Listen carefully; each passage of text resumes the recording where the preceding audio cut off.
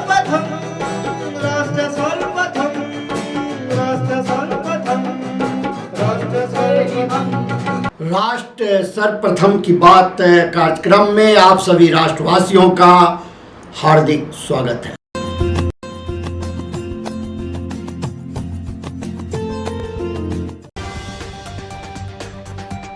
प्रधानमंत्री नरेंद्र मोदी ने NITI Aayog governing council की नवीन बैठक की अध्यक्षता 27 जुलाई को की। इस बैठक में विकास मुद्दों और नीतिगत मामलों पर चर्चा की गई। केंद्रीय जांच ब्यूरो ने अपने चल रहे ऑपरेशन चक्र 3 के हिस्से के रूप में 43 आरोपियों को गिरफ्तार किया है, जो कथित तौर पर दुनिया के कई देशों के खिलाफ संचालित एक परिष्कृत साइबर समक्ष वित्तीय अपराध नेटवर्क में शामिल पाए गए हैं। नीति आयोग की बैठक को लेकर जारी राजनीति कम होने का नाम ही नहीं ले रही। विपक्षी मुख्यमंत्रियों द्वारा इसका बहिष्कार करने का फैसला लिया गया है। हालांकि पश्चिम बंगाल की सीएम ममता बनर्जी इसमें शामिल हुई थी, लेकिन उन्होंने भी बड़ा आरोप लगाते हुए बैठक छोड़ दी। नवी मुंबई के शहबाज गांव में एक 3 मंजिला इमारत ढह गई, जिसमें कई लोगों के फंसे होने की आशंका है।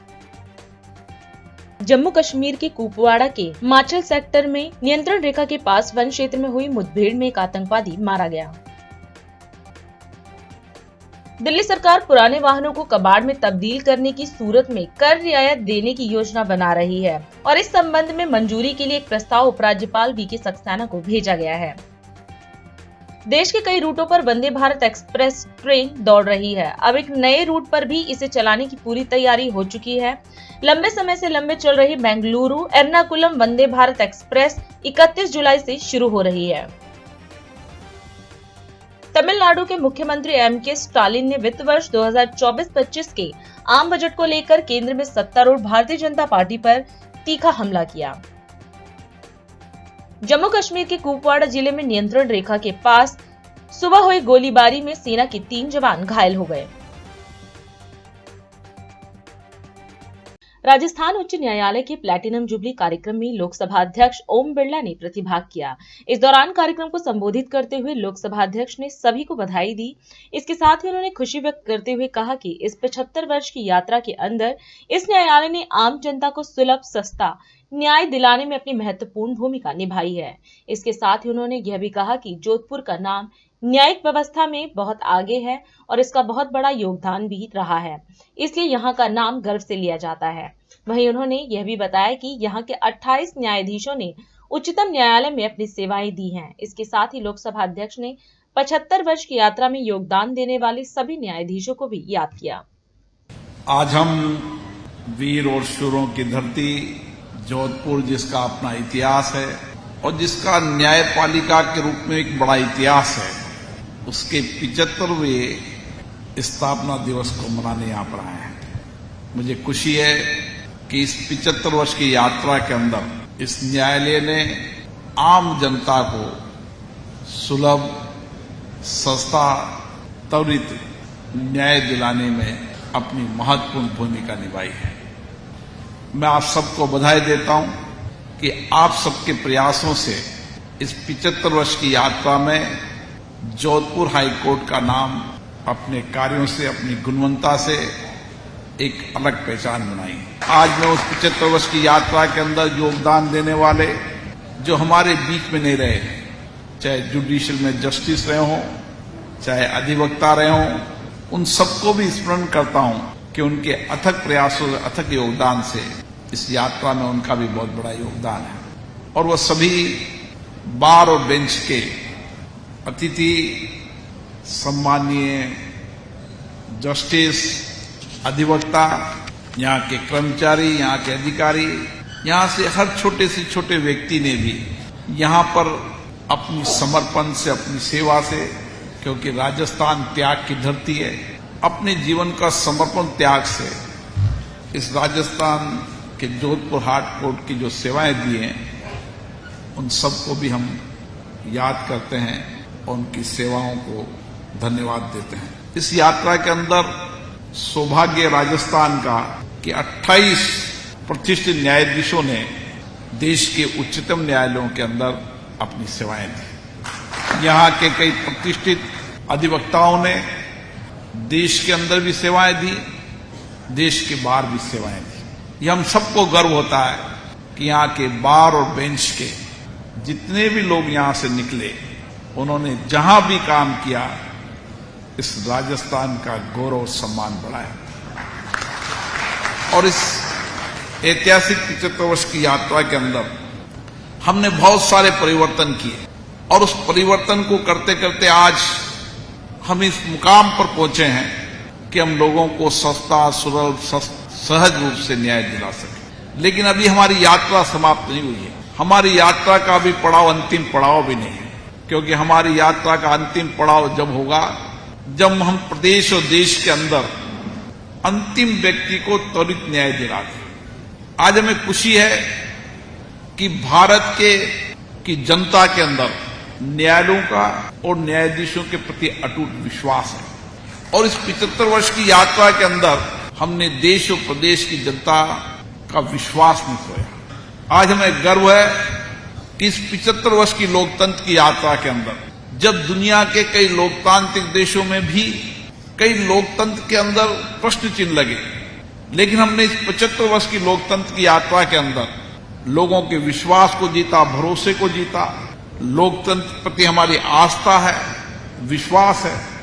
और जब दुनिया के देशों में हम बताते हैं कि 65 करोड़ से ज्यादा मतदाताओं ने अपना मतदान कर लोकतंत्र में निर्वाचित सरकार को चुना, तो सब अचंभित रह जाते हैं, क्योंकि दुनिया के बड़े बड़े लोकतांत्रिक देशों के अंदर भी कोई 15 करोड़, कोई 10 करोड़, और उनमें भी उनकी चुनाव प्रक्रिया पर कहीं न कहीं प्रश्न लगता है। लेकिन भारत के अंदर हमारा निर्वाचन आयोग पर विश्वास, भरोसा है कि उन्होंने इतनी लंबी लोकतंत्र यात्रा के अंदर अपनी पारदर्शिता से, जवाबदेही से समाज का एक व्यक्ति भी मतदान करने के लिए अगर आवश्यक हो तो उसका मतदान कराकर निष्पक्ष चुनाव प्रणाली को अपनाया। ये हमारे लोकतंत्र की ताकत है। जिस देश के अंदर, जिस राज्य के अंदर कानून का राज रहता है, जहां समाज के अंतिम व्यक्ति को भी पता है कि अगर शासन मुझसे न्याय नहीं करेगा, कार्यपालिका मुझसे न्याय नहीं करेगी, तो मैं अदालत में जाकर मुझे न्याय मिलेगा। ये विश्वास, भरोसा जब तक रहेगा, जब तक हमारा देश आगे बढ़ेगा। हम मिसाल बने कि जो भी देश में परिवर्तन हो उसकी मिसाल जोधपुर हाट कोर्ट बने और बेंच और बार मिलकर इसमें जो यथार्थ है, जो आवश्यकता है, उसके अनुसार परिवर्तन करने का काम करें। आप सबको पुनः बहुत बहुत धन्यवाद। केंद्रीय मंत्री ज्योतिरादित्य सिंधिया असम की राजधानी गुवाहाटी पहुंचे। इस दौरान प्रेस वार्ता को संबोधित करते हुए सिंधिया ने कहा कि प्रधानमंत्री नरेंद्र मोदी के नेतृत्व में तीसरी बार बनी सरकार का पहला बजट हाल ही में जारी हुआ है। यह बजट देश के सपनों को पूरा करने वाला बजट है। उन्होंने कहा कि देश में पिछले 10 सालों में जो विकास हुआ है वैसा पहले नहीं हुआ था, जहां पूरा विश्व अस्थिर है, लेकिन फिर भी 2023 में भारत ने 8.2 का ग्रोथ रेट प्राप्त किया। इसके साथ ही उन्होंने कहा कि 2014 में भारत विश्व की 11वीं आर्थिक शक्ति से आज 5वीं आर्थिक शक्ति बनकर उभरा है और 2027 में विश्व की तीसरी बड़ी आर्थिक महाशक्ति बनने की ओर अग्रसर है। आज का विषय केंद्र सरकार की तीसरी टर्म में पहले साल का बजट, जो हमारे देश के प्रधानमंत्री नरेंद्र मोदी जी के नेतृत्व में वित्त मंत्री श्रीमती निर्मला सीतारमण जी ने संसद में घोषित किया है, उस बजट पर आज एक परिचर्चा, एक ब्रीफिंग, देश के परिप्रेक्ष्य में पिछले 10 सालों में जो प्रगति और विकास भारतवर्ष ने किया है प्रधानमंत्री जी के नेतृत्व में, उस स्थिति को भी आपके समक्ष रखा जाए, ये अनिवार्य है। पिछले वर्ष भारत का ग्रोथ रेट 8.2% रहा है, जो केवल भारत के लिए एक कीर्तिमान नहीं, लेकिन वैश्विक अनसर्टेनिटीज के वातावरण में विश्व स्तर का एक कीर्तिमान बन चुका है। आज इसमें कोई दो राय नहीं है कि भारत एक आर्थिक महाशक्ति के रूप में विश्व पटल पर उभर चुकी है। जो विरासत में भारत 11 नंबर की रैंकिंग पे थी 2014 में आर्थिक शक्तियों के क्षमता के आधार पर, 10 वर्षों में हम 11 से 5वें नंबर पर पहुंच चुके हैं और वो प्रधानमंत्री जी की विचारधारा, उनकी नीतियों, उनके विकास और प्रगति की परिकल्पना के आधार पे ही संभव हो पाया है। It has been a paradigm shift, an inflection point from 2014 to 2024, where you have seen an economic transformation, you have seen a social transformation, you have seen a youth dividend transformation, and a meteorical rise of Mother India on the world stage. आज 5वें number पर हम हैं, पर ये सफर जारी रहेगा। आज अगर हम 5वें नंबर के आर्थिक महाशक्ति हैं पूरे विश्व में, तो 2027 तक जर्मनी और जापान को भी पीछे छोड़ के भारत तीसरे नंबर की आर्थिक महाशक्ति के रूप में उभरने के लिए सीधे सीधे उस सफर पर और उस लक्ष्य की पूर्ति करने के लिए उस सफर पर जारी है। जहां जीडीपी ग्रोथ रेट 8.2% है, हमारे ग्रॉस टैक्स रेवेन्यूज पिछले वर्ष 13.5% की वृद्धि हो चुकी है। सबसे बड़ा अड़चन, the biggest stumbling block, was the issue of gross NPA of banks.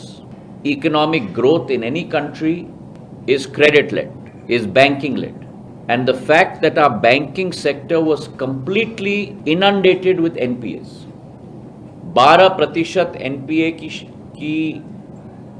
Rate होती थी 2014 में. Today that NPA rate has been brought down to an all-time low of 2.8%. हमारी प्राथमिकता जो रही है 10 साल में, सोशल सेक्टर की स्पेंडिंग करीब 8% घरेलू उत्पादन का दर का भाग बन चुका है। हेल्थ सेक्टर में बजट एलोकेशन 15.5% के कैगर से बढ़ा है। एंड अलॉन्ग विद दैट, जो जीनी कोएफिशिएंट होता है, in economic terms Gini coefficient measures the level of inequality. 0 is complete equality. 1 is the highest level of inequality. In rural areas, the Gini coefficient has declined from 0.28% to 0.26. And in urban areas, the Gini coefficient has declined from 0.36 to 0.31. So you have seen economic growth, you've seen NPAs decline, you've seen inflation being moderated, you've seen unemployment being controlled, Gini coefficient, measure of inequality, under control, social sector spends increasing, and that is truly the utopian economic model that any country can aspire to. And that model has been created by Prime Minister Narendra Modi ji within India. आत्मनिर्भर भारत, विकसित भारत, विश्व गुरु बनता हुआ भारत, वासुदेव कुटुंबक की सोच की भारत, संपूर्ण विश्व एक परिवार है। आज G20 slogan of one earth, one family and one future. And that is the cause of India's rise today on the world stage. Haryana के यमुनानगर में आम आदमी पार्टी द्वारा बदलाव यात्रा का शुभारंभ किया गया। इस दौरान यमुनानगर में दिल्ली के मुख्यमंत्री अरविंद केजरीवाल की पत्नी सुनीता केजरीवाल ने कार्यकर्ताओं व विशाल जनसभा को संबोधित किया। इस अवसर पर उन्होंने कहा कि सीएम केजरीवाल को लोग उनके कामों की वजह से जानते हैं। वहीं उन्होंने सीएम केजरीवाल के नेतृत्व में आप सरकार द्वारा दिल्ली और पंजाब में किए गए विकास कार्यों का जिक्र किया, जिनमें शिक्षा, स्वास्थ्य, बिजली, महिलाओं को बसों में मुफ्त यात्रा आदि शामिल हैं। इसके साथ ही विधानसभा चुनाव से पहले आम आदमी पार्टी ने हरियाणा के लोगों को दिल्ली और पंजाब की तर्ज पर वही सभी सुविधाएं देने का भी वादा किया। अरविंद जी 0 से खड़े हुए हैं। उन्होंने खुद अपनी पार्टी बनाई और पहली बार में ही दिल्ली के सीएम बन गए। पूरे देश की राजनीति में भूचाल आ गया। उन्होंने ऐसे ऐसे काम करने शुरू कर दिए जो कई पार्टियां, इतनी पुरानी पार्टियां नहीं कर पाई, बड़े बड़े नेता नहीं कर पाए। आज अरविंद जी को उनके कामों की वजह से देश और दुनिया में लोग जानते हैं। दिल्ली और पंजाब में उन्होंने सरकारी स्कूल इतने अच्छे कर दिए कि वहां पर इतनी अच्छी शिक्षा और फ्री शिक्षा मिलती है, गरीबों का भविष्य उज्जवल हो गया। मोहल्ला क्लिनिक बना दिए, सरकारी अस्पताल अच्छे कर दिए जहां अच्छा इलाज हो रहा है। अब बिजली फ्री कर दी, पहले खूब लंबे लंबे पावर कट लगते थे, अब 24 घंटे बिजली आती है। महिलाओं को बस में फ्री सफर कर दिया अब, और बुजुर्गों के लिए फ्री तीर्थ यात्रा का इंतजाम कर दिया। अब हर महीने हर महिला को, माताओं को, बहनों को 1000 रुपया मिलेंगे। ढेर सारे काम किए हैं आपके केजरीवाल ने, आपके लाल ने। मैं आप लोगों से पूछती हूं, क्या कोई ऐसी और पार्टी है जिसने सरकारी स्कूल अच्छे किए हो? बताइए, कोई सरकारी स्कूल अच्छे किए किसी पार्टी ने आज तक? किसी ने मोहल्ला क्लिनिक बनाए हो, सरकारी अस्पताल अच्छे किए हो? किसी ने बिजली फ्री की हो? ऐसे सब काम सिर्फ एक ही शख्स कर सकता है, हरियाणा का लाल केजरीवाल। आपके बेटे ने, केजरीवाल ने पूरे हरियाणा का नाम देश और दुनिया में रोशन किया है। आपके सढौरा में सरकारी कॉलेज नहीं है, कोई सरकारी कॉलेज नहीं है ना? अब बच्चे कहां जाएं पढ़ने के लिए? सरकारी अस्पतालों की इतनी जर्जर हालत है, इतनी बेकार हालत है, कैसे इलाज करवाए कोई उसमें? और शायद किसानों को ट्यूबवेल के कनेक्शन नहीं मिलते, चाहे सिक्योरिटी डिपॉजिट भी दिया हो। खनन इतनी सारी बन गई है, अवैध खनन हो रही है। आप सब जानते हैं, आप सब टैक्स देते हैं। जब आप कोई भी सामान खरीदने जाते हैं उस पे जीएसटी लगता है, जानते हैं, देते हैं जीएसटी। सब लोग टैक्स देते हैं। अब तो आटे पर भी टैक्स लगता है। तो आपका ये अधिकार है कि सरकार आपको ये सब सुविधाएं मुहैया करवाए, सरकार ये सब सुविधाएं दे, अच्छे स्कूल, अच्छा शिक्षा, अच्छी अस्पताल, अच्छा इलाज, बिजली, पानी, ये सब। लेकिन नहीं देती भी है भाजपा सरकार। अब 3 महीने में विधानसभा चुनाव है। आपको अपने बेटे अरविंद केजरीवाल को भारी बहुमत से जिताना है। ये बात अरविंद केजरीवाल की नहीं है, ये हरियाणा की इज्जत का सवाल है। आपके बेटे ने, आपके लाल ने आपके लिए 5 गारंटी दी हैं और वो गारंटीज पूरी भी करते हैं, दिल्ली पंजाब में हो रही हैं। पहली गारंटी, दिल्ली और पंजाब की तरह घरेलू बिजली फ्री होगी। यहां भी पावर कट नहीं लगेंगे, 24 घंटे बिजली मिलेगी। दूसरी गारंटी, हर गांव, हर शहर में मोहल्ला क्लिनिक बनेंगे, सरकारी अस्पताल अच्छे होंगे जहां फ्री और अच्छा इलाज होगा।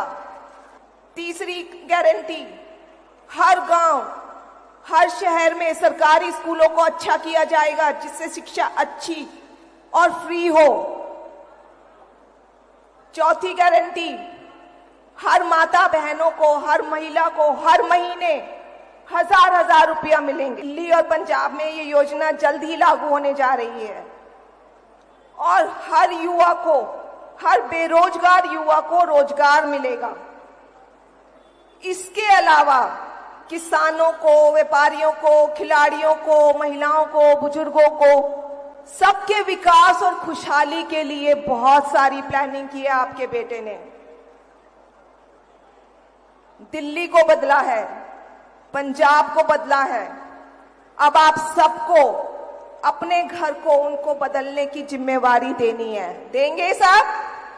सभी को अरविंद केजरीवाल को भारी बहुमत से जिताना है। जय हिंद। अभी समय है एक ब्रेक का, हम चलते हैं ब्रेक पर। आप कहीं जाए नहीं, छोटा सा ब्रेक।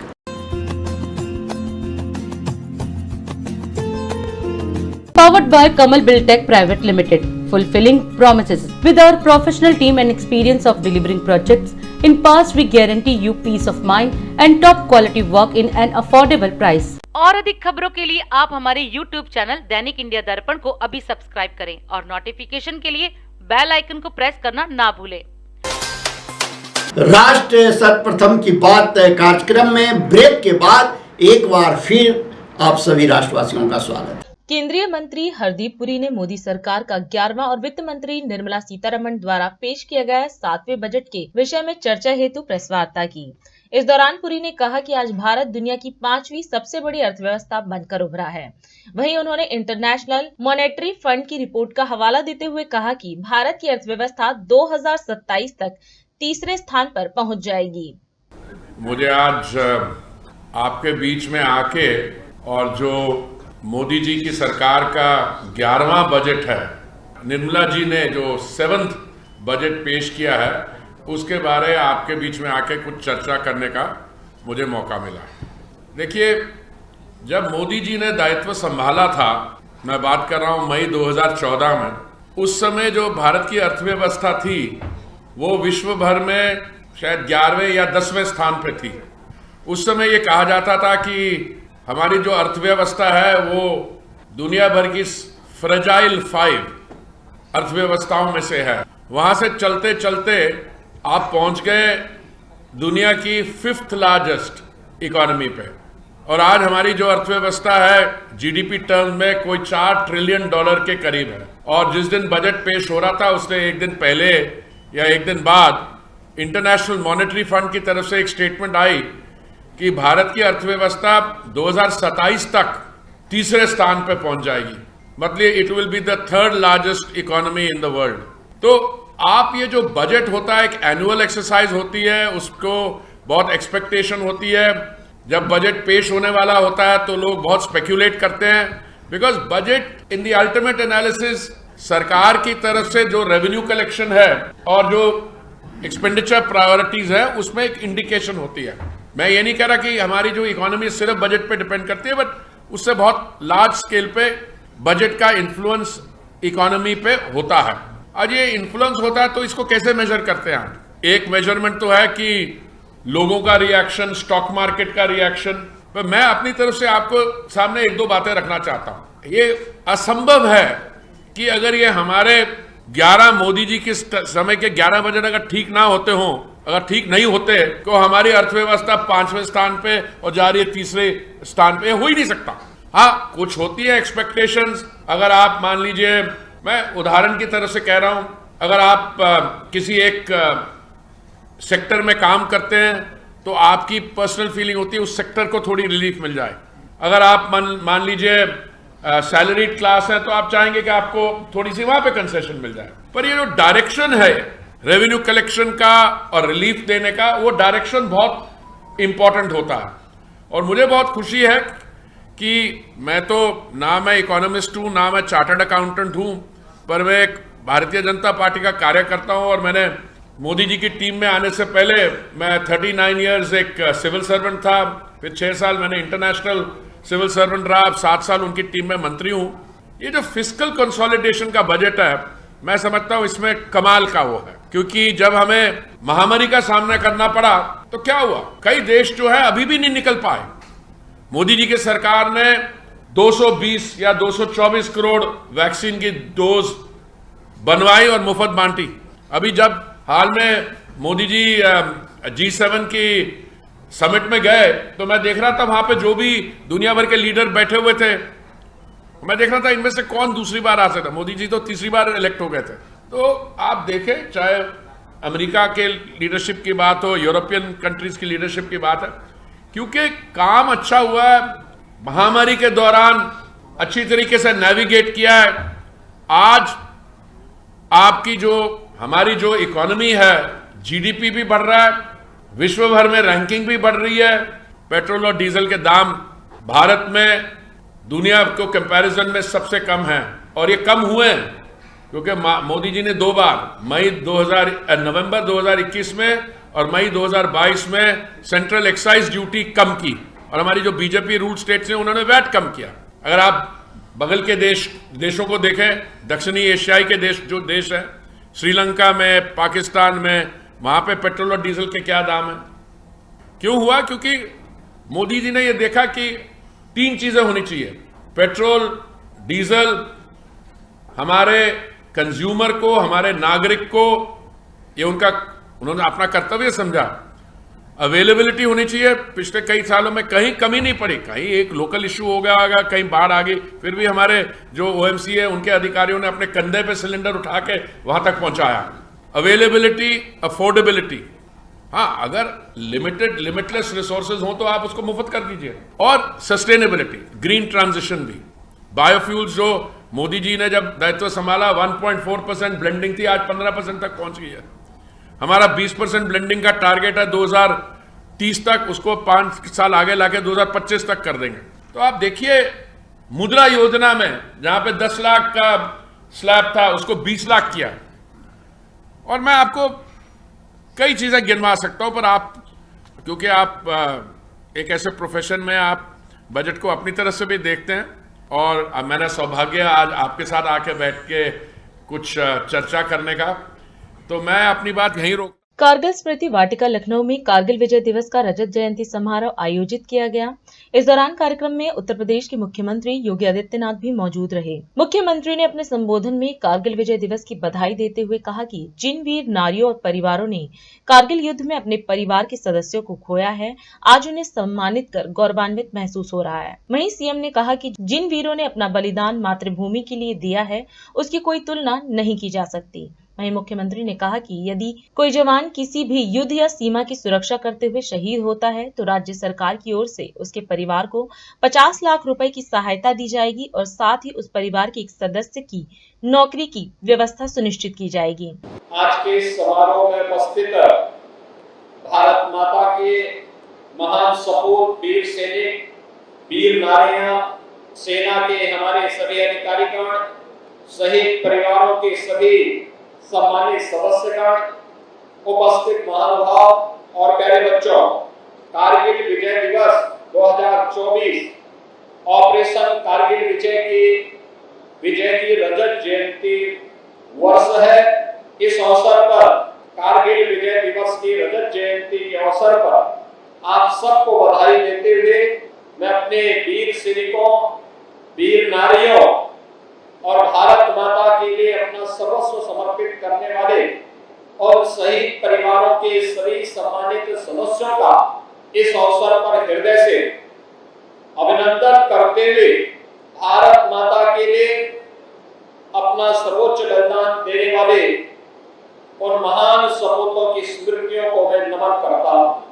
आज मेरे लिए गौरव की बात है कि नगर विकास और नगर निगम लखनऊ के द्वारा आयोजित आज के इस कारगिल विजय दिवस के अवसर पर मुझे सैनिकों को, पूर्व सैनिकों को, वीर परिवार के सदस्यों को सम्मानित करने का अवसर प्राप्त हुआ है।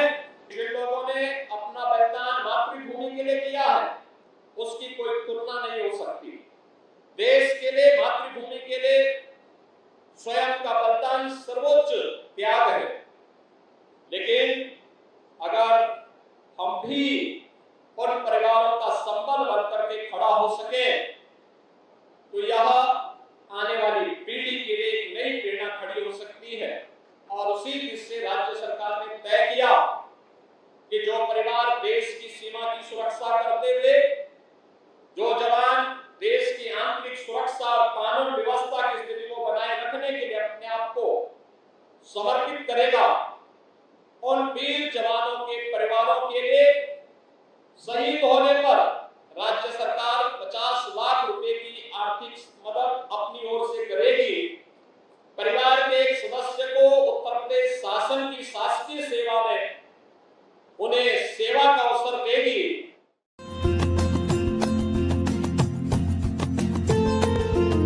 और अधिक खबरों के लिए आप हमारे YouTube चैनल दैनिक इंडिया दर्पण को अभी सब्सक्राइब करें और नोटिफिकेशन के लिए बेल आइकन को प्रेस करना ना भूलें।